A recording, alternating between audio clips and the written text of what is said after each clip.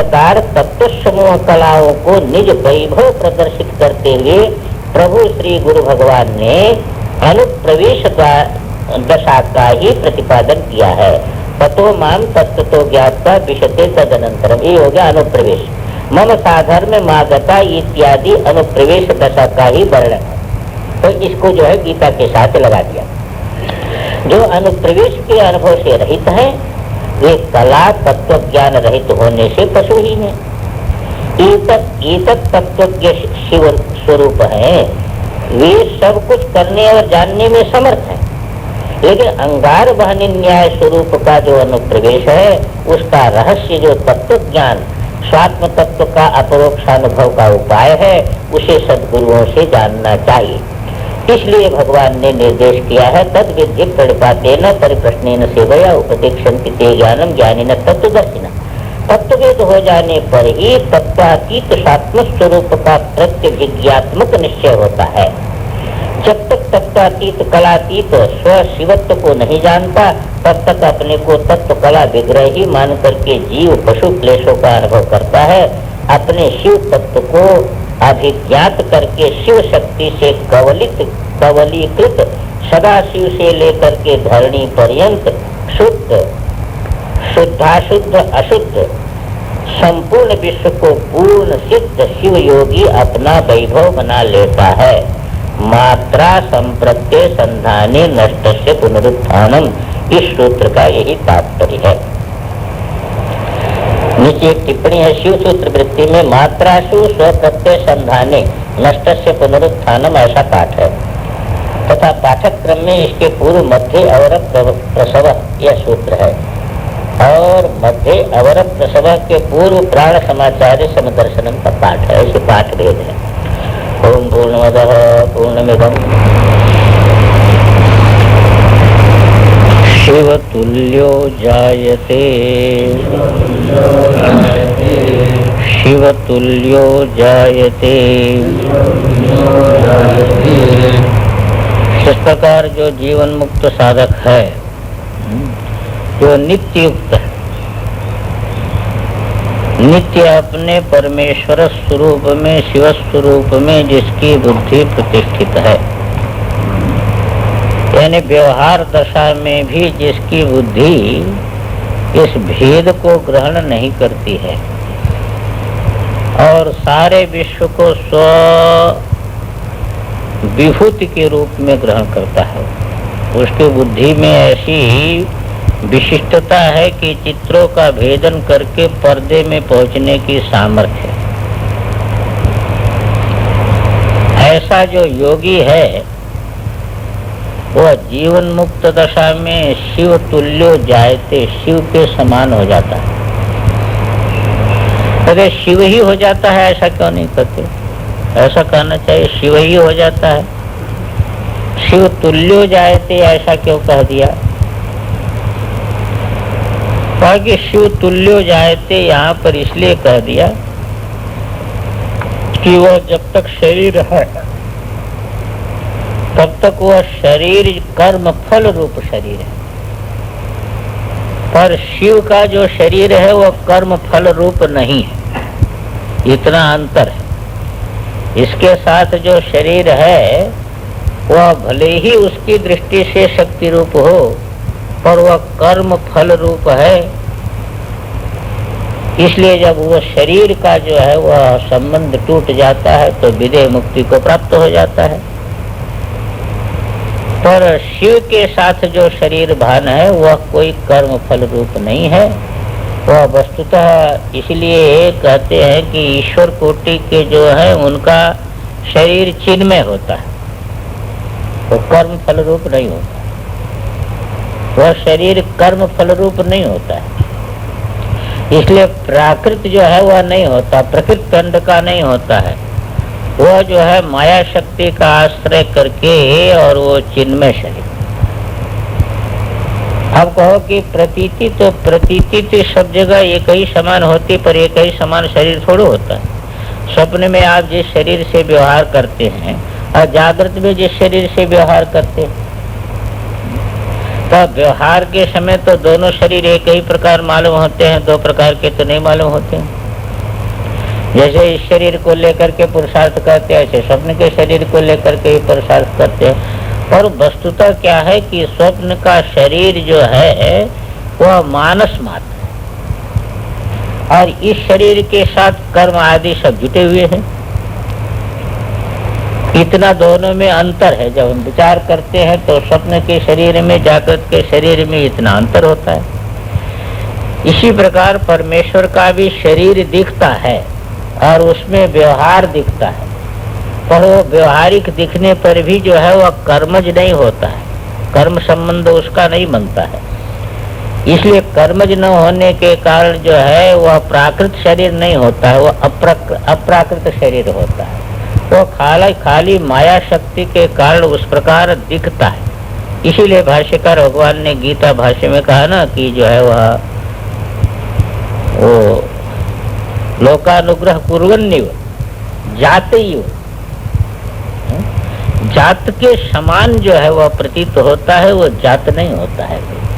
जात तो कर्म से संबंधित होता है शरीर, तो इस प्रकार उसका शरीर नहीं होता।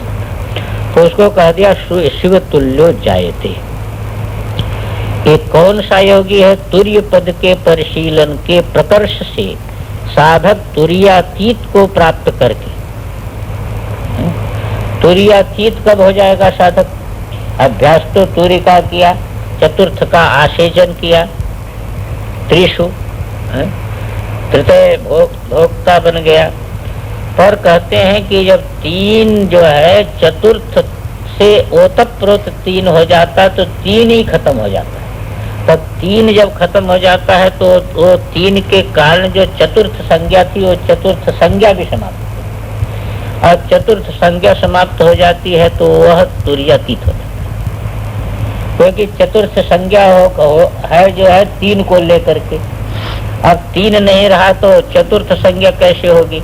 और चतुर्थ संज्ञा जब नहीं होगी तब वह तुर्यातीत पद में उसकी स्थिति मानी जाती है।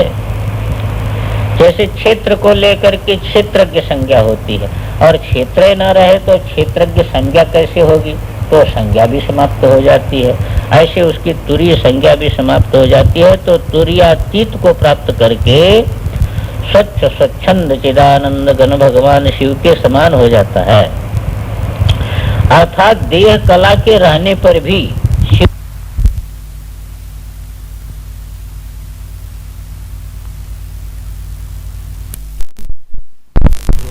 कला जो है, ये जो देह कला है, ये देह कला जो है वो दिखाई देती है, पर देह कला के रहने पर भी वह जीवन मुक्ति सुख का आस्वादन करता है। प्रारब्ध करती कर्म की समाप्ति पर देह के विगलित हो जाने पर साक्षात देवी हो जाता है, फिर विजय मुक्त हो गया और तब तक शिव तुल्य ऐसा उसको क्या। सभी कारणों का आदि कारण यदि ढूंढा जाए तो एकमात्र शिव ही चिदानंद आनंद चिद सन्मात्र सर्वोपरि निगमा निगम प्रसिद्ध ठहरता है। जब मूल में आप जाएंगे तो एक ही जगह जाएंगे, वेदांत की दृष्टि से जाए, जिसकी दृष्टि से जाए एक ही सत्ता है, वह प्रकाश रूपा है, वह शिव है, तो वही आनंद चिद सन्मात्र सर्वोपरि निगमागम प्रसिद्ध एक ही सत्ता है। उपाधि रहित चित्त स्वरूप ज्योति ही शिव तत्व है। अब देहाश्रित सर्व चेष्टा करता हुआ है, वह देहाश्रित चेष्टा को करता है जीवन मुक्त, पर नित्य युक्त होने से शिव तुल्य होता है। अर्थात ज्ञान बल से शिव के समान जीवन मुक्ति का सुखास्वादन करता है। यही उसका ज्ञान बल कि भेद जो है उसके ज्ञान को बाधित नहीं कर सकता, बल्कि उस ज्ञान से सारा का सारा भेद बाधित है। तात्पर्य यह है कि नित्य युक्त साधक निरंतर शिव स्वरूप का ही स्वात्म रूप से अतिशय परिशीलन करता है, अतः वह शिव पद को प्राप्त कर लेता है। अतः देह के रहने पर भी वह जीवन मुक्ति सुख का आस्वादन करता है। फिर इतना ही रहा कि इस साधक का प्रारब्ध प्राप्त देह से संबंध है और शिव का नहीं। अतः तद भिन्न तदगत भूयो धर्मवान होने से शिव तुल्य कहा गया। प्रारब्ध कर्म से उपस्थापित भोगों के समाप्त हो जाने पर विदेह मुक्ति दशा में तो श्रोतादात्म को प्राप्त होकर के वह एक मेवा द्वितीय चिदानंद घन से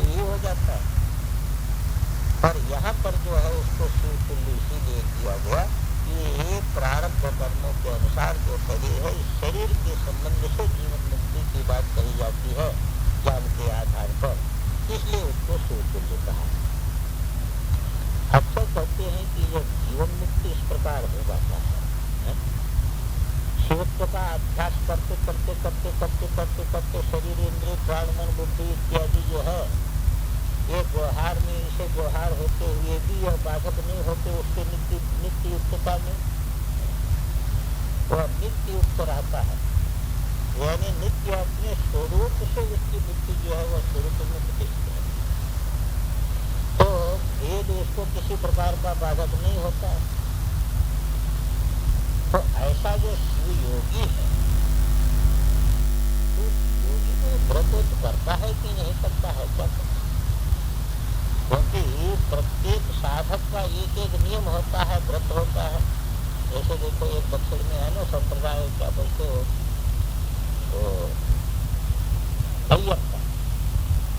अय्यप्पा करते, काला वस्त्र पहनते हैं, वो एक नियम का पालन करते हैं, काला वस्त्र पहन करके रखते हैं, 3 बार स्नान करते हैं, आराधना करते हैं शिव का। ऐसे सभी का होता है, कोई चिन्ह कोई धारण करता है, ऐसे जो है तो शिव भक्त है तो जो है भस्मी लगाता है, कोई रुद्राक्ष पहनता है और सोमवार का व्रत करेगा, शिवरात्रि व्रत करेगा। ऐसा तो व्रत होता है कि नहीं होता है? तो शिव योगी जो है उसका भी कोई व्रत होता है कि नहीं व्रत होता है? तो उसका व्रत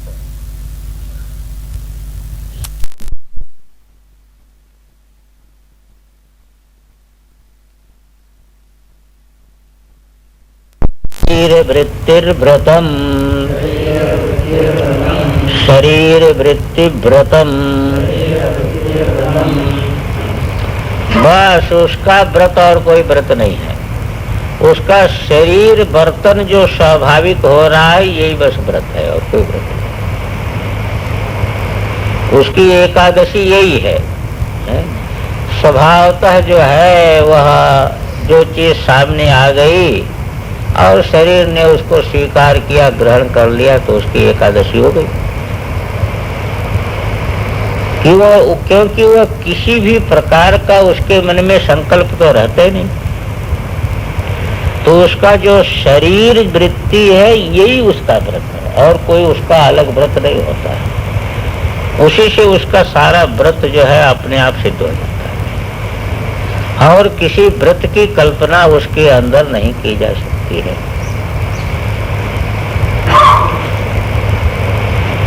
कोई एक फकीर था, तो फकीर जो है वह शिव भाव में प्रतिष्ठित फकीर था। तो उससे किसी ने कहा कि तुम नमाज नहीं पढ़ते हो, तो उन्होंने कहा कि क्या बताऊं, जिस तरफ देखता आता है जलवा यार का, एक मगरिब के तरफ सर को झुकाएं क्या जरूरत है। इधर मैं देखता हूँ उधर ही भगवान दिखाई देता है, आत्मस्वरूप ही दिखाई देता है। तो मुझे ये समझ में नहीं आता कि वो पश्चिम में है कि पूर्व में है, तो मैं पश्चिम में अपने सर को झुकाऊं जो है, ये जो है वो ये बात अपने समझ में नहीं आती। तो उसका व्रत स्वाभाविक हो गया है? उसका नमाज कैसा हो गया, वो स्वाभाविक हो गया। कहता जिधर मेरी दृष्टि जाती है उधर ही स्वरूप दिखाई देता है, स्वरूप अतिरिक्त कुछ हमको भानी नहीं होता, तो मैं पश्चिम के तरफ कौन सा व्रत ले लूं झुकाने का। ऐसा कुछ पढ़ते वढ़ते नहीं हो, कुछ वेद पाठ उपनिषद पाठ नहीं करते हो, एक ही नुक्ते में सब इल्मों को मतलब पा लिया, पुस्तकों का भार अब सर पर उठाए क्या जरूरत। एक ऐसा बिंदु मुझे मिल गया कि संपूर्ण शास्त्रों का रहस्य जिसमें जो है मिल गया। अब सभी शास्त्रों का रहस्य ही जब हमारे हृदय में प्रकट हो गया, तो मैं अब पुस्तक लेकर के कहाँ ढूंढूं जो है, कहाँ हूँ, वो सारा तात्पर्य तो जो है वह एक बिंदु में अपने को मिल गया। अच्छा, कुछ जप करते हो, प्रणव का जप करते हो, बीज का जप करते हो,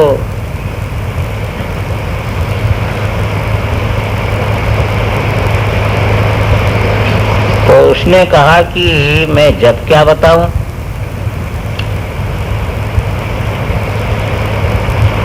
हो रही है बंदगी खुद व खुद दम दम के बीच, माला और तस्बीह पकड़ फिर फिराए क्या जरूर।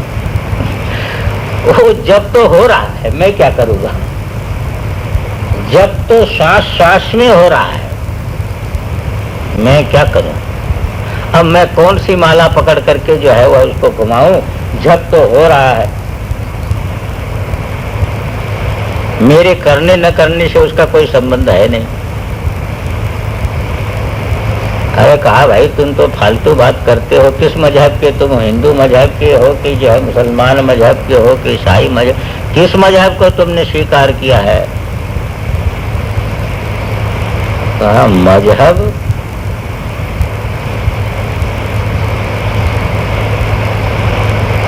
कहा हाँ कौन सा मजहब तुम्हारा है।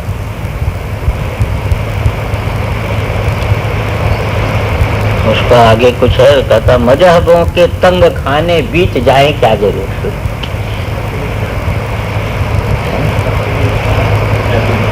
हाँ, हम आजादी के चमन में सैर करते हैं सदा, मजहबों के तंग खाने बीच जाए क्या जरूर। कहने का तात्पर्य यह है कि उसका कोई व्रत और कोई व्रत नहीं है, जो हो रहा है बस यही व्रत है। तो शरीर वृत्तिर व्रतम, इस प्रकार शिवत्व का अभ्यास करते हुए शरीर इंद्रिय प्राण मन बुद्धि के व्यवहार काल में उसकी नित्ययुक्तता किस प्रकार रहती है, इस पर भगवान आनंद कंद उमा सहाय उसके व्रत का यानी व्यवहार का निरूपण करते हैं। उस प्रकार के शिवाहम भाव से वर्तमान योगी का शरीर में रहना ही व्रत नियम है, अर्थात बाह्य उपकरणों के बिना ही उसका पाशुपताक्ष महाव्रत शरीर मात्र से स्वतः सिद्ध है। उक्त प्रकार से शिवाहम भाव का परिशीलन करने वाले शिव योगी का पाशुपताक्ष महाव्रत स्वतः सिद्ध है। कहते कैसे सिद्ध है भाई, उसमें तो कंकाल धारण करते, कपाल रखते हैं, दंड रखते हैं, मुद्रा रखते हैं, भस्म रखते हैं, यज्ञोपवीत रखते हैं, ये सब जो है महापाशुपत व्रत का नियम है। कहते जिसमें कंकाल कपाल दंड पंचमुद्रा भस्म उपवीत ध्वज भूषण निवास विहार आदि संपूर्ण सामग्री अव्यक्त रूप में शरीरांतर्गत द्रव्य ही का उपयोग होता है। व्यक्तिलिंगी धर्म ध्वजियों के समान बाह्य आडंबर का उपयोग वह नहीं करता, जिसमें मल कालिमा से उपलिप्त होना पड़ता है।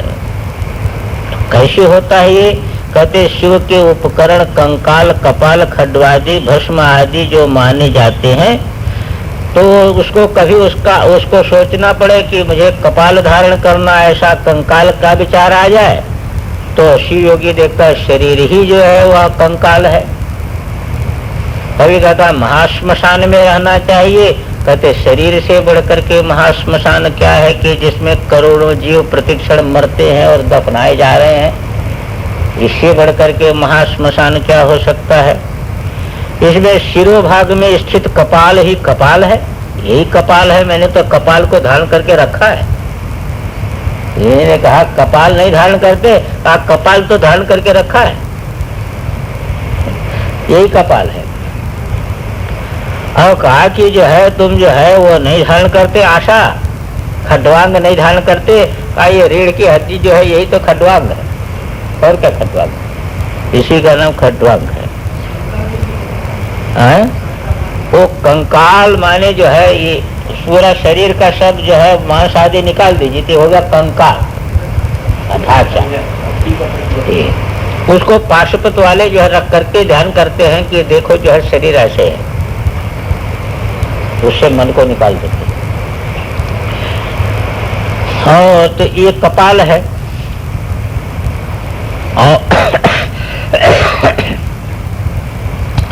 शरीर में जो परादीप्ति यानी अंगार बहने न्याय इनका अभी भी चल रहा है। आविष्ट चिदग्नि ही उज्ज्वल दीप्ति है। चिता भस्म, वही देखो चिता जल रही है, वही भस्म है। गुणत्रय मन बुद्धि अहंकार ही सुंदर यज्ञोपवीत है। देखो यज्ञोपवीत ही पढ़ रखा है हमने। महापथी जो है वह पृथ्वी से लेकर के शिव तक जो महापथ है, यही तो ध्वजा हमारी लहरा रही है। सारी इंद्रियां तो हमारे भूषण हैं। इंद्रियों की विषयों में जो व्यवहृति है, अर्थात इंद्रियों का जो प्रयोजन विषय दर्शन में परिसमाप्त होता है, इसी प्रकार भूषण शोभा मात्र प्रदर्शन के हेतु है, तो ये सब भूषण है। इंद्रियों को भूषण कहा गया है। इनकी विषय प्रवृत्ति ही विहार है। जिस चिद हृदय में इन सब की एक रसता होती है, वही वास्तव श्मशान है। जैसे श्मशान सेवी शिव श्मशान सेवन करते हैं, श्मशान स्वा क्रीड़ा, तथा इस शिव योगी का जो हृदय बोध है, हृदय बोध पर्याय, उस बोध रूपी श्मशान में जहाँ बोध्य वर्ग भस्म हो जाता है, उसकी सदा उपस्थिति रहती है, आसक्ति रहती है। शरीर वाणी मन का जो स्फुरित होने वाली चेष्टा परिस्पंद है, वही उसका व्यवहार है, वही इस वीरेश का नित्योत्सव है। यह जो निरर्गल स्वतंत्र स्थिति है, यही शिव योगी का महाव्रत है। कहते अच्छा महाव्रत का पालन करता है शिव योगी? कहते हाँ ऐसे करता है। कहते कोई कथा वथा करता कि नहीं? कथा भी करनी चाहिए ना। तत्चिंतनम तत्कथनम, तो कथा करता होगा। तो महाव्रती योगी का जप किस प्रकार होता है? कहते कथा जप, कथा जप, उसका जप और कुछ नहीं है। माला लेकर के जप नहीं करता, जो बोलता वही जप है। जो वाणी निकल गई उसके मुख से वही मंत्र है, वही जप है। वो मंत्र जप ही होता है उसका, और कुछ नहीं होता है। और कोई जप उसको करने की अपेक्षा नहीं रहती है। उसके मुख से जो वाणी निकली वही मंत्र हो, वही जप हो गया। महामंत्रात्मक अकृतिक जो अहमेव परो हंसः शिव परम कारणम, इस प्रकार का जो अहम विमर्श है, तदारूढ़ योगी का जो कुछ कथन है, वह सभी निरंतर आवर्तमान अभ्यस्यमान स्वात्म देवा विमर्शन रूप जप है। क्योंकि उसका अर्थ देवता ही है, दूसरा कुछ नहीं है। इस प्रकार वह महाव्रती वीरेश पराहम भाव की भावना भूमि में अधिरूढ़ का शाक्त बल निष्कल हंस पौद्गल, इन चार प्रकार के मंत्रों का, जिन मंत्रों का सारार्थ परिचित रूप ही जो स्वात्म देवता है उसका परामर्शन है, जप अनवरत अवच्छिन्न रूप से उसका जप चलता रहता, उसका जप कभी बंद होता ही नहीं। अर्थात शुद्धिकर्ता की भूमि पर अधिरूढ़ अतएव प्रबुद्ध होकर के यह शिव योगी जो कुछ भी भाषण करता है, इस महाव्रती का वही जप है। इस जप के कारण ही वह पुरुषोत्तम का होता है, परवीर्य के अवलंबन से है। क्योंकि वह तो जो है ना, परवीर्य ही मंत्र का स्वरूप है। उसका अवलंबन करने से अंगार न्याय से चिद विमर्श के आवेश से युक्त जो सूक्ष्म स्थूल उच्चारण है, वो सब उसका जप है। इस प्रकार यह जप चार प्रकार का जानना चाहिए। शाक्त, निष्कल, हंस, पौंगल। क्या शाक्त जप क्या है, निष्कल जप क्या है, हंस जप क्या है, पौंगल जप क्या है? इसमें चैतन्य की जो स्व अहम क्रिया है, पूर्णाहंता स्वरूप है, यही है शाक्त जप। पूर्णाहंता में जो स्थिति है, यही है उसका शाक्त जप।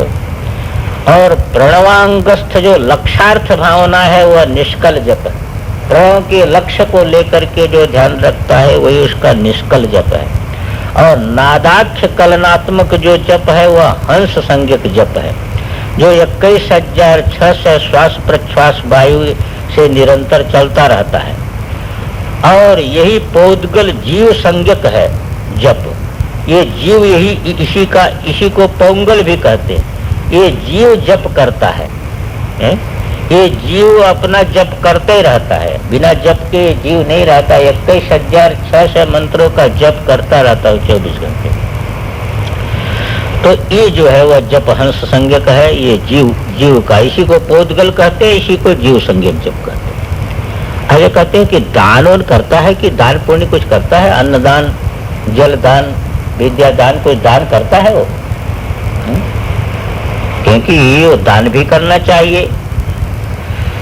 तो कहते हाँ दान भी करता है, एक ही चीज का दान कर सकता है, जो जिसके पास रहता है वही दान करेगा, दूसरा दान क्या करेगा?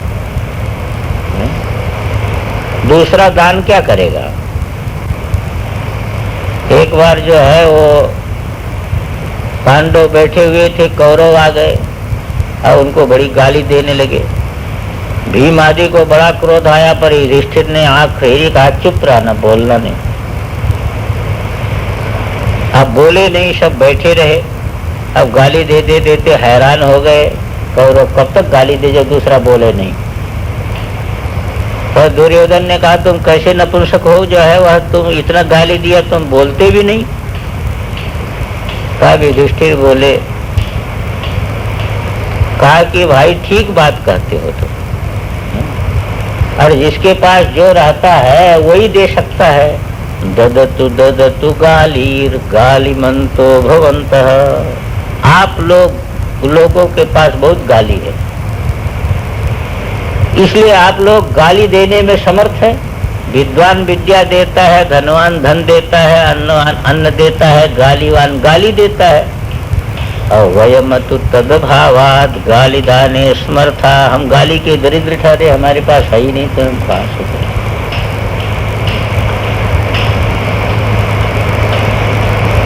तो इस प्रकार का भी हृदय शीतल रह सकता है किसी का। देखो ऐसा शीतल हृदय रहा होगा युधिष्ठिर का, तब ना ऐसा उत्तर दिया। नहीं कि ऐसा उत्तर कैसे दे सकते थे?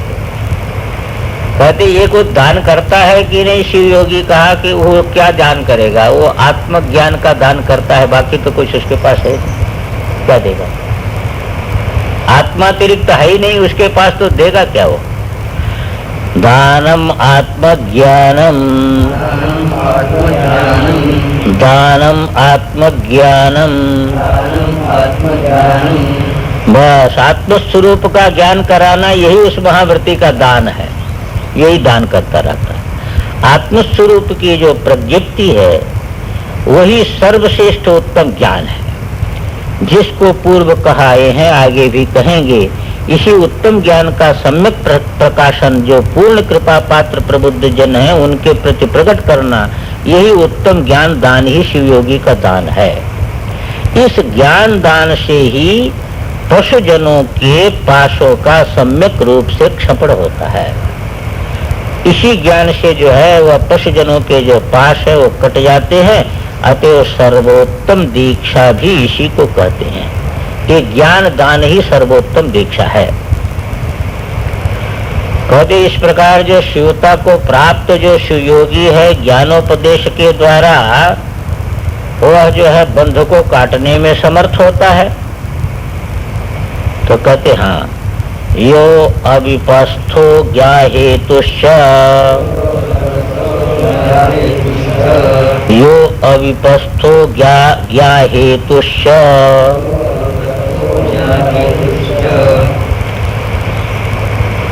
कहते हैं कि जो है यह अविपस्थ, कहीं ज्ञान हेतुश्च ऐसा भी पाठ आता है और कहीं ज्ञान हेतुश्च ऐसा भी पाठ आता है, कोई अंतर नहीं है उसमें, दिया है ना।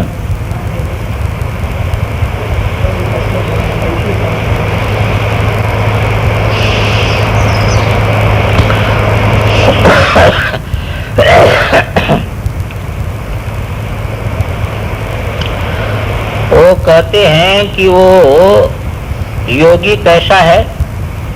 अभी जानते, अभी भेड़, और भेड़ जो है उसको पालन करने वाले का नाम हो गया अभिप। अभिप हो गया अभिप। अभिप कौन है? यहाँ अभी पढ़े ना, अभिप कौन? माहेश्वरी आदि जो पशु मातारा हैं यही है अभिप। क्योंकि मातृका जो है ज्ञान का जो है वह अधिष्ठान क्या है? मातृका है। अब मातृका में माहेश्वरी आदि शक्ति रहती है, यही पशु जनों को मोहित करती है, भेद दर्शन कराती है। तो पशुओं का पालन करने वाला कौन है? वही, वो पशुओं का पालन कराने वाला। पर उनके अंदर भी जो है वह अनुग्रह मूर्ति जो है, ये शिव मूर्ति जो है, ज्ञान मूर्ति उनके अंदर भी स्थित है। इसलिए उन्हीं वर्ण जो शब्द जो है संसार में बांधने वाले हैं, इन्हीं शब्दों के द्वारा वो क्या कर देता है, ज्ञान हेतु बन जाता है। उन्हीं शब्दों के द्वारा, यही शब्द अ क च ट प जो है शब्द है, जो संसार के बंधन के हेतु हो रहे हैं, जो अनंत प्रकार के भेद संस्कार हमारे अंदर जो है वह रख रहे हैं, वो क्या करता है, उसी में स्थित होकर के ज्ञान का हेतु। इसी बात को कहते हैं जो शिव योगी अभी माने पशुजनों को मोहित करके उनके पशुत्व की रक्षा करने वाला जो घोरतर संज्ञक माहेश्वर्यादि मातृवर्ग है, उसका अधिष्ठाता प्रभु है, उस पर भी शासन उसका है। अतः उसे नियंत्रित करके अघोर रूपता प्रदान करने से वह ज्ञान शक्ति का हेतु हो जाता है। वही देखो शब्द, वही शब्द का उच्चारण जगत भर में लोग करते हैं और वही बंधन का शब्द हेतु बनता है, और वही शब्द जब जो है ज्ञानी के मुख से निकल जाता है तो वो भेदों का भर्जन करके वो अभेदक ज्ञान का हेतु बनता है। शब्द वही है, क्योंकि अकचट तप इससे अतिरिक्त कोई जो है वह वर्ण नहीं है, यही वर्ण है। इसी वर्ण का उच्चारण जब वो करता है तब क्या होता है कि वह अभेदक ज्ञान उत्पन्न करने का हेतु बनता है, और वही माहेश्वरी आदि के जो है वह अधिकार में रह करके भेदक ज्ञान उत्पन्न करके जगत के बंधन का हेतु बनता है। अतः उपदेश योग्य कृपा पात्र अंतेवासियों को वह ज्ञान शक्ति द्वारा बोध कराने में सक्षम है, क्योंकि सृष्टि स्थिति संहार निग्रह अनुग्रह का परम कारण शिव ही है। अतः तत्पद प्राप्त अनुग्रह मूर्ति शिव योगी अनुग्रह के लिए ही है। इस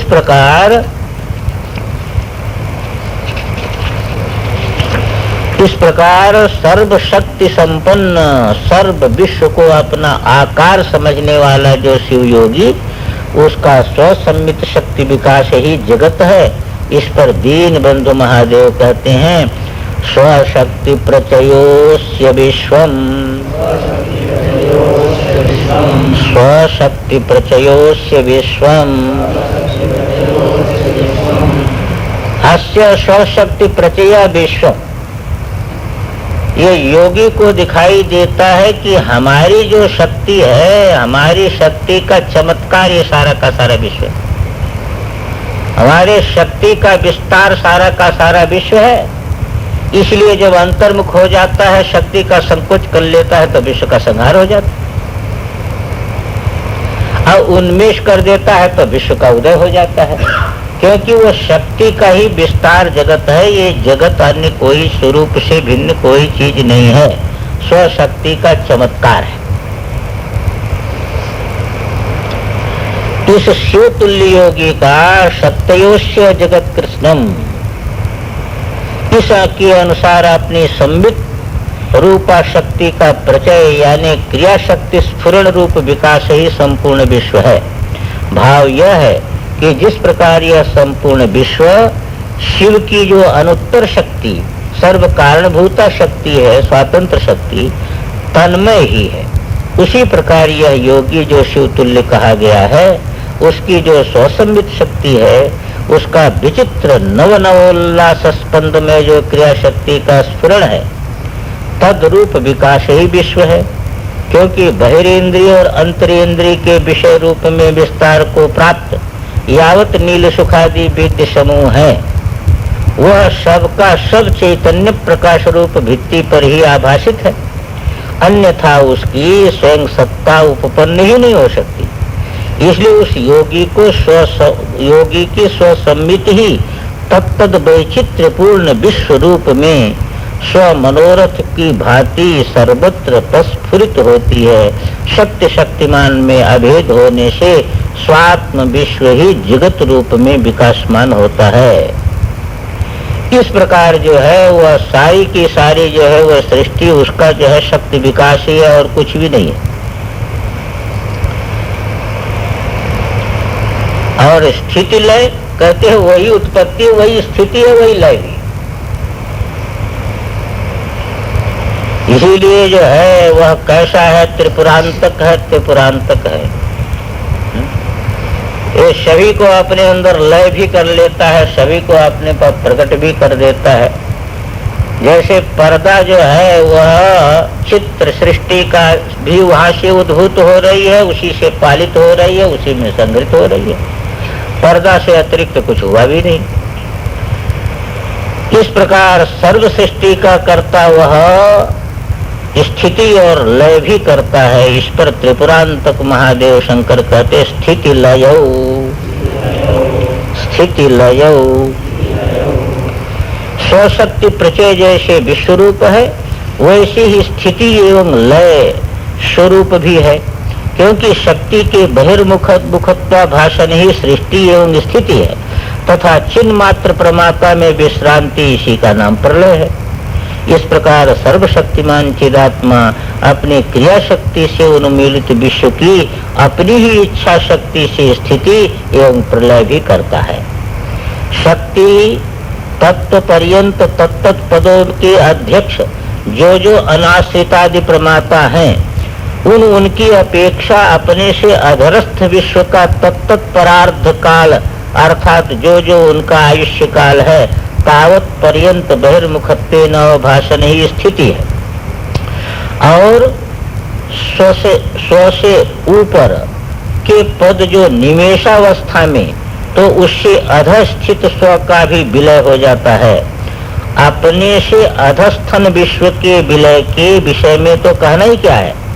इस प्रकार चित्त का जो प्रमाता है उसमें सभी तत्वों की विश्रांति ही लय है।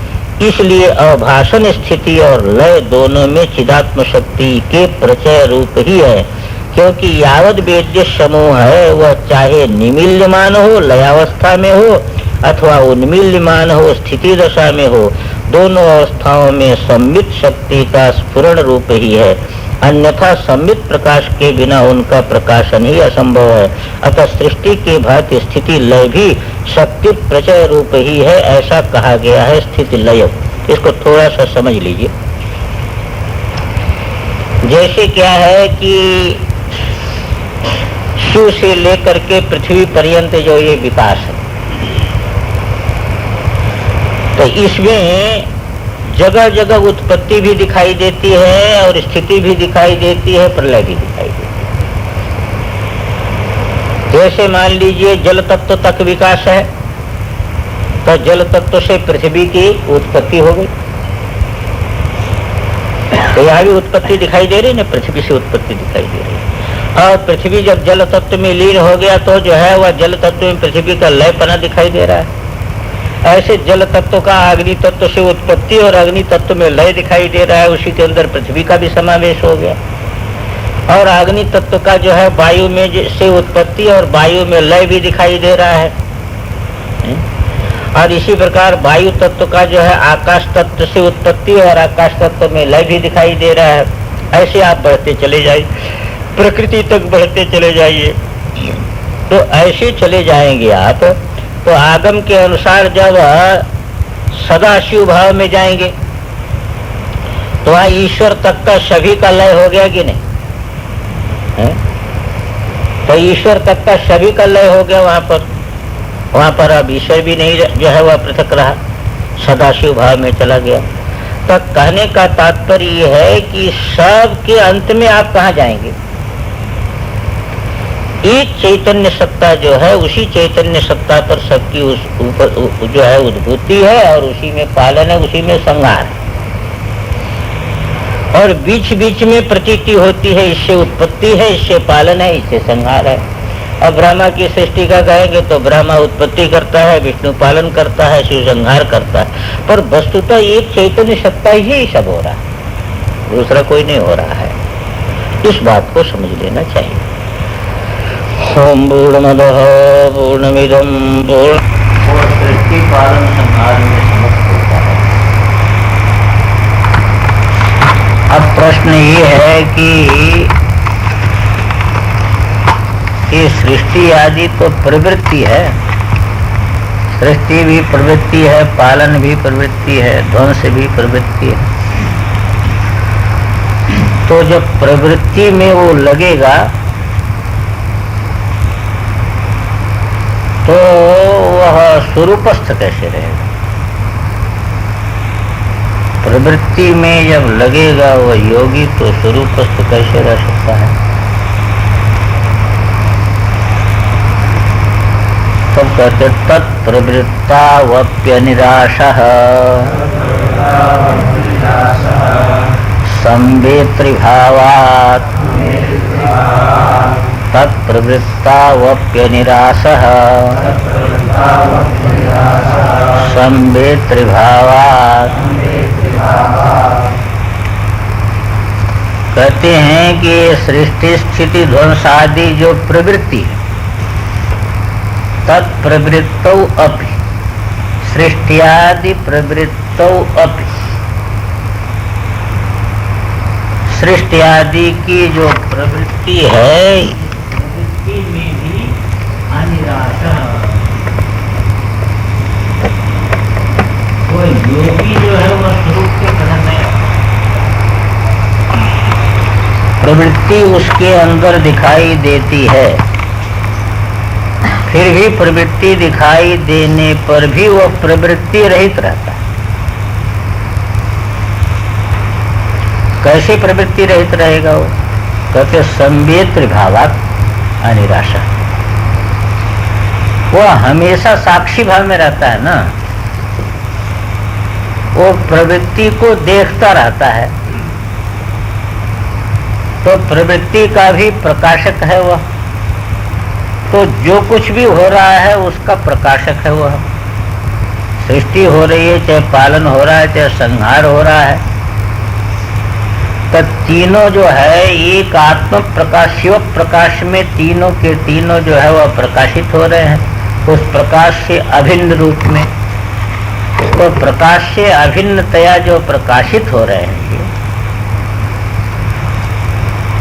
इस भाव में जिसलिए वो रहता है, ये ज्ञान उसका जो है वह किसी भी प्रकार जो है वह विचलित नहीं हो, इसलिए अनिराशा, उसके स्वरूप स्थिति में जो है वह किसी प्रकार का जो है वह तो स्वरूप स्थिति का निराश नहीं होता उसको होने पर भी। सृष्टि स्थिति संहार निग्रह अनुग्रह ये 5 शिव के कृत्य है। तो सृष्टि शक्ति के आधार पर सृष्टि हो रही है, पालन शक्ति पालन कर रही है, संहार शक्ति संहार कर रही है, निग्रह शक्ति माया जो है इस जगत में सबके चित्त को लगा करके रखी है, और अनुग्रह शक्ति निरंतर जो है ये जगत से हटा करके इसको परमेश्वर के प्यास पहुंचाना चाहती है। ये 5 कृत्य पंचकृत्यकारी महादेव है। वो योगी भी पंचकृत्यकारी होता है, पर पंचकृत्यकारी होने पर भी जो है अनिराशा, वो योगी जो है अपने योग स्वरूप जो मूल स्वरूप है तुरीय स्वरूप उससे पृथक नहीं होता है। क्यों नहीं होता है? संवेत्रिभावात्। तो प्रवृत्त होने पर भी जो संवेत्रिभाव है उससे योगी पृथक नहीं होता है। संवेत्रिभाव से पृथक नहीं होता, वो साक्षी रहता है।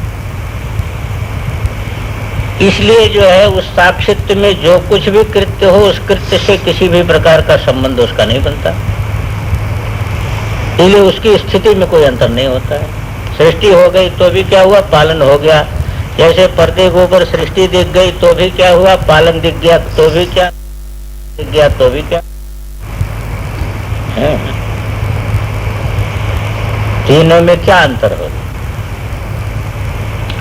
सपने में आप सृष्टि देख लिए, पालन देख लिए, संहार देख लिए, पर जगने पर क्या अंतर उसमें?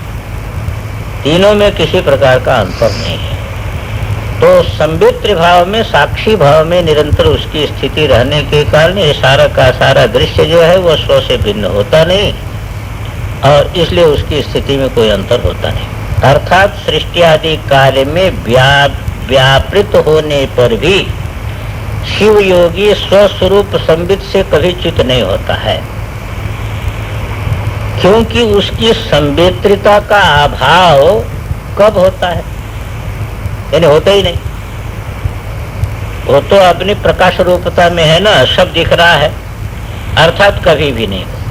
सृष्टि स्थिति लय आदि रूपी जो कार्य हैं, जो कि प्राणियों की अपेक्षा करके होते हैं, इसमें प्रवृत्त हुआ भी योगी ज्ञप्ति स्वरूप में होने से कभी भी प्रज्ञेय नहीं हुआ, यानी किसी भी अवस्था में अवस्था का अधिष्ठान ही रहा। वह जो है अवस्था का अधिष्ठान ही रहा, स्व पर जो है वह अधिष्ठान रहा और प्रकाशक रहा। सत्ता प्रकाश एक ही है, सत्ता प्रकाश दो है नहीं। सत्ता प्रकाश में स्थिति है, तो सारे जो है वह जितनी ये चीजें स्व में जो है स्थिति प्राप्त कर रही हैं और स्व से प्रकाशित हो रही हैं। जिस प्रकार विश्व व्यापार में अविचल अखंड वह परम शिव है, उसी प्रकार वह शिव योगी भी है। दृश्य नहीं बना, वो दृश्य नहीं बनता है।